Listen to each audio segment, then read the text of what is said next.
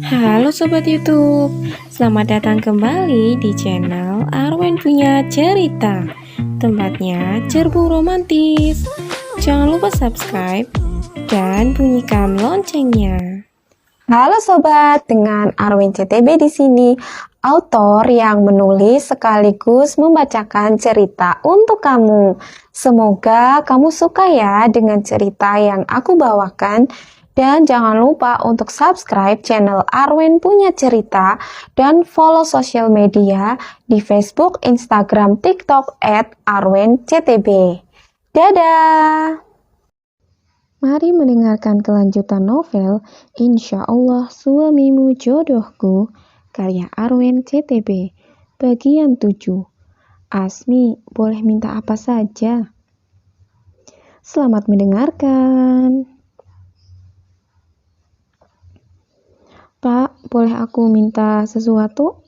Ucap Asmi ragu-ragu, sebab sebenarnya dia gengsi untuk minta pada Tama yang dibencinya. Bilanglah, mau apa? Aku nggak punya charger HP, Pak.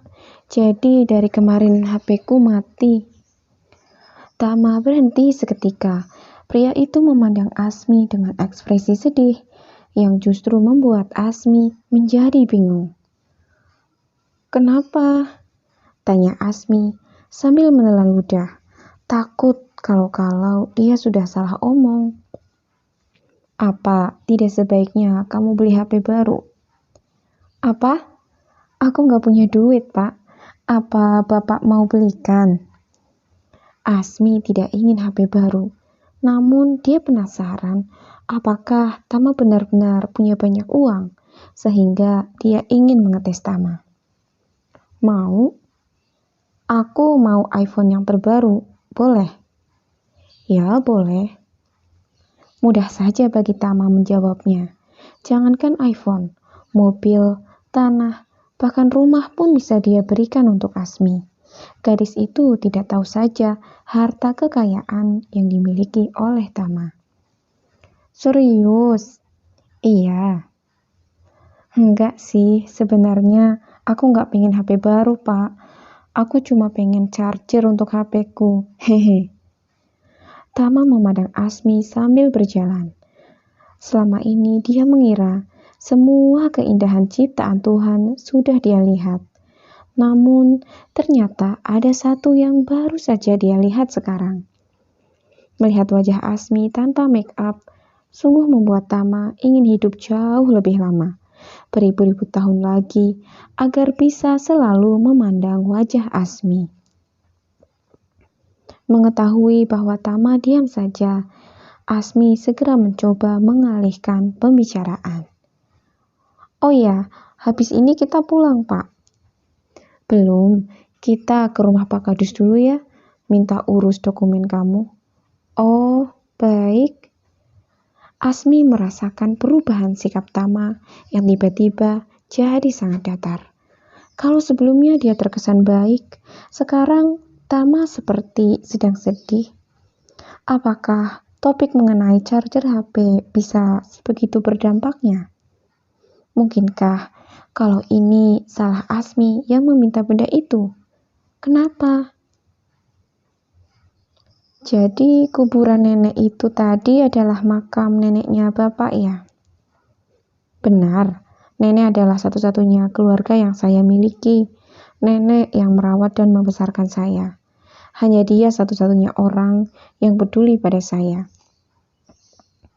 Asmi ternganga. Namun dia segera menutupi keterkejutannya. Tidak percaya, hanya nenek yang peduli. Padahal sepanjang mereka berjalan, siapapun selalu menyapa Tama. Lalu istri-istri dan para pelayannya yang sangat patuh. Pak Yan, apakah bagi Tama mereka bukan orang? Sebelah sini, ucap Tama di depan sebuah gang. Asmi yang sudah ada di depan pun terpaksa putar balik untuk mengikuti Tama. Mereka melewati rumah-rumah penduduk yang lebih padat. Ada beberapa orang yang sedang menyapu halaman. Mereka pun menyapa Tama dengan hormat, seolah-olah pria itu adalah dewa yang turun dari langit. Permisi Pak Kadus. Loh, ada Pak Tama. Mari silakan.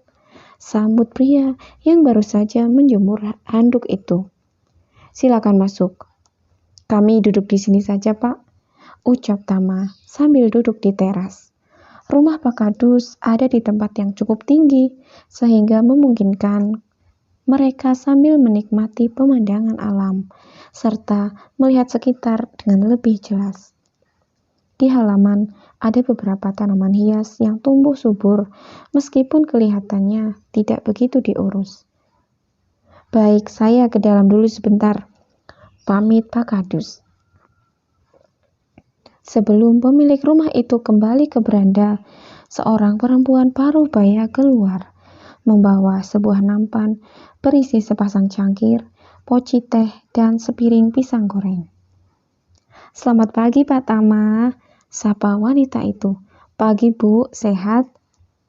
Ya, alhamdulillah. Ini dengan siapa? Tanyanya pada Asmi. Wanita itu membelai pundak Asmi dengan lembut, membuat gadis itu merasakan rindu yang berat pada sosok ibu. Nama saya Asmi, Ibu. Nah, Asmi, diminum tehnya ya, mumpung masih hangat. Ini ada pisang goreng juga. Kemarin ambil dari kebun, udah mau mateng. Terima kasih, Bu. Jawab Asmi tersendat. Tenggorokannya terasa sakit. Perhatian kecil dan keramahan ibu pemilik rumah mampu menyentuh hatinya, membuat Asmi baru saja menjatuhkan air mata. Siapa sangka di tempat yang sama sekali asing, dia dapat menemukan kehangatan itu, kehangatan yang pernah Asmi miliki dalam bentuk seorang ibu. Ibu permisi dulu, mau masak di belakang? Ya Pak Tama, silakan diminum tehnya.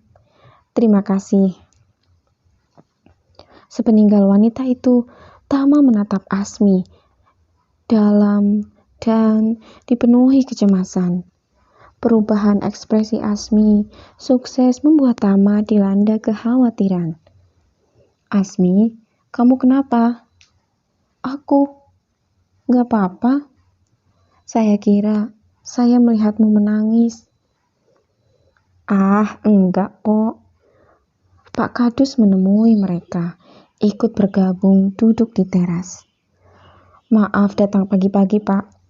Kapan saja, Pak Tama. Ada yang bisa saya bantu? Iya, begini Pak. Perkenalkan, ini Asmi, calon istri saya. Saya ingin Pak Kadus membantu untuk mengurus dokumennya. Dia datang dari jauh, tidak bawa apa-apa. Oh, begitu. Paling nanti saya akan tanya beberapa hal pada Mbak Asmi ya. Nah, untuk nicknya kalau mau dibuat baru bisa kita buatkan. Mungkin nanti ikut ke kakak saya dulu. Baru nanti setelah menikah bisa pindah ke kakak Pak Tama. Iya Pak Kadus, kalau hal itu saya serahkan sama Pak Kadus saja gimana baiknya. Oh ya Mbak Asmi, tolong bantu isi formulir ya. Yang ini singkat saja, yang penting-penting saja diisi.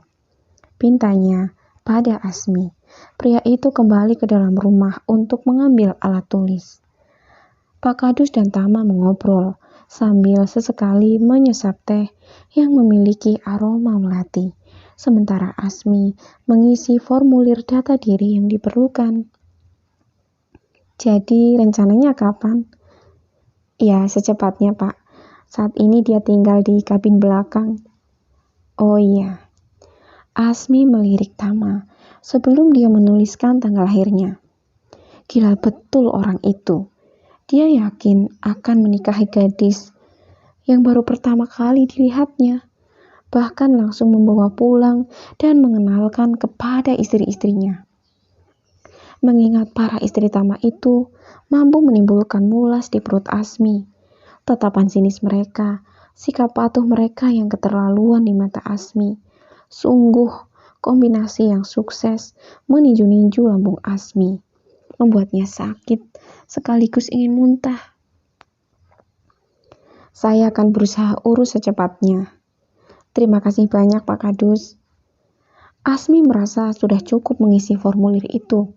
Lalu dia menyerahkannya pada Pak Kadus. Apa ini sudah cukup?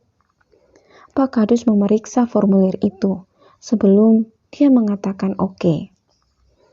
Karena urusan sudah selesai, Tama mengajak Asmi pulang supaya Pak Kadus bisa bersiap untuk berangkat ke kantor kelurahan. Kalau begitu kami mohon pamit, Pak. Sekali lagi terima kasih dan mohon maaf sudah merepotkan.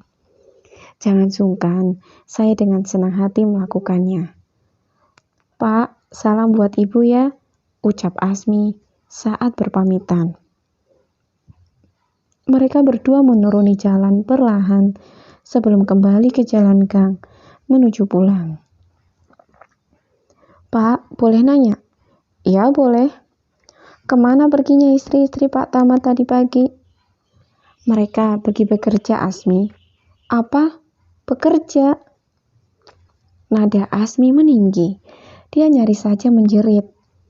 Apa maksudnya mereka bekerja?